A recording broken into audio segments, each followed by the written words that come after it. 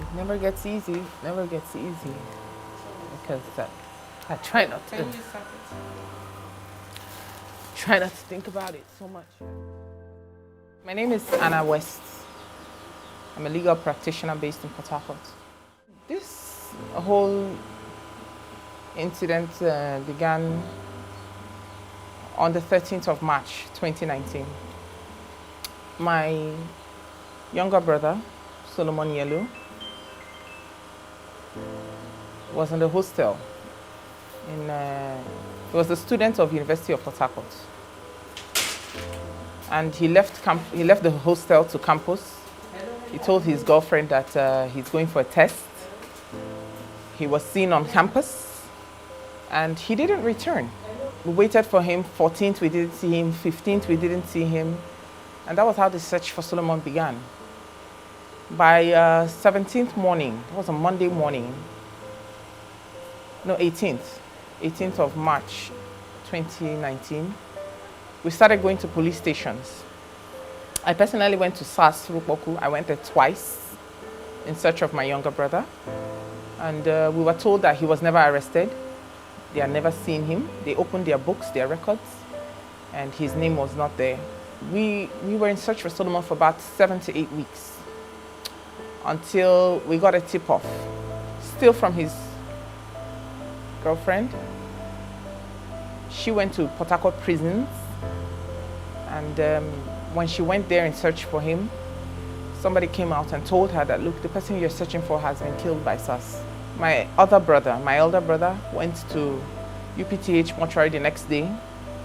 That was 26th of April 2019, and we found his name in the register. He was there.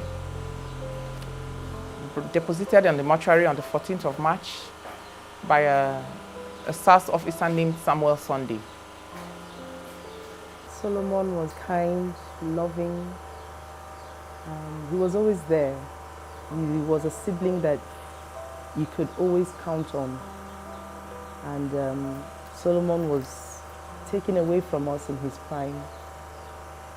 He was young, he had a promising future. And till this hour, as I sit, it's still something that I can't really believe that he's gone. Immediately we found his body. We went to the police station that had previously denied ever arresting him. Went to the police station and they said, oh, he's an armed robber. He has been involved in armed robbery cases and all manner of cock and bull stories. State CID was charged to investigate the matter. As part of the investigation, an autopsy was carried out, and the autopsy determined that my brother died from brain swelling, cerebral edema. That was what killed him. He had some defensive wounds on his body, meaning that there was some torture. So he had defensive wounds on his forearms and other parts of his body, but the main cause of his death was brain swelling. For my siblings and I, my father, who is in his 80s, it's something that we are going to have to live with for the rest of our lives, knowing that our sibling was just taken away from us by the Nigerian police. Living without Solomon, it's not easy. I remember telling him when he was alive, you know, you think that the way you came on earth, from the senior to the last, that's the way you would go, you know, from the senior to the last. And I remember telling my brother sometime that, you know, you're going to be at my graveside with my children. But now I don't have that image in my head. Of course, that is taken away. So it's sad. It's sad. They produced a purported statement, confessional statement. And when our lawyers, upon cross-examination, when our lawyers pried into to verify what kind of statement that was, who made that statement, The statement was not written by my brother. He didn't write it.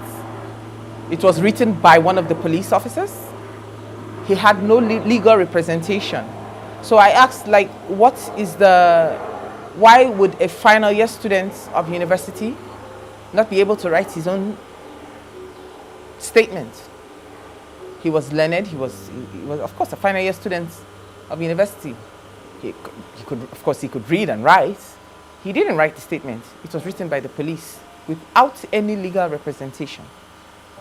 Solomon was studying Christian religious studies. He started off in the choir.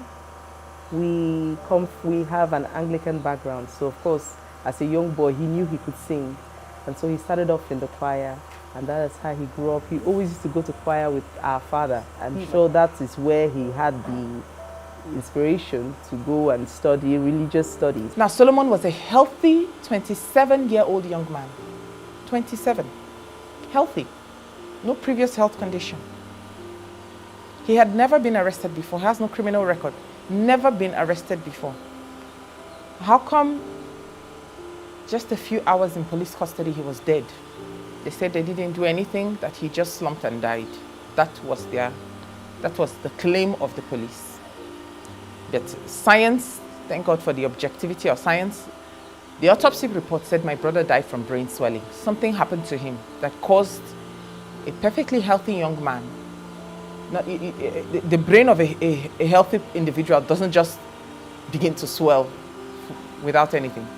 The officers who are serving police officers of the Nigerian police, they are still serving officers. These are men who were in police custody because they were arrested.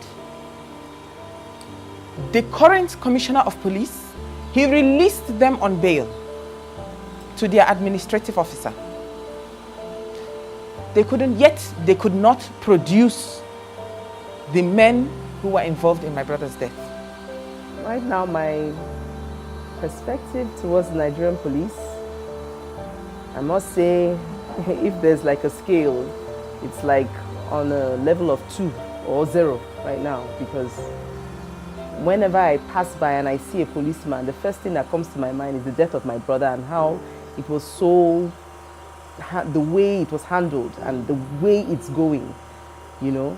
It's not something that, I mean, the Nigerian police, we all know they need a reform, you know, so it's not pretty when I see them and they talk, and my interactions with them is not always good. It has throughout 2019, I personally suffered from depression. Yeah, because my brother is not somebody we ever thought we were going to, we never envisioned that this would happen.